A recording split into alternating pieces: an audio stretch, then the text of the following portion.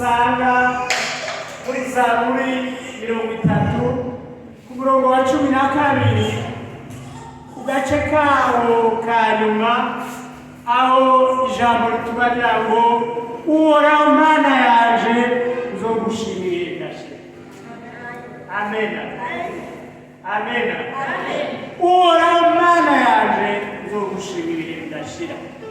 Ndabakire kandi muri ijambo riri muri Zaburi ya 52 ku murongo waho w'icenda ku gice cawo ca mbere rivuga ngo nzogushima ibihe byose kuko ari wewe wabikoze.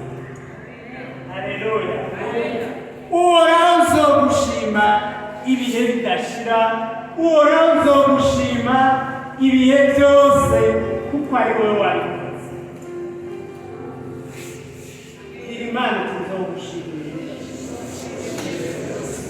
Uri n'ibyo ushima kw'Imana, nanjye ndi n'ibyo ushima kw'Imana, turi n'ibyo dusaba Imana yuko yobandanya iturongoramo gushika ibihe bidashira. Umwami Yesu arahetse. Amen.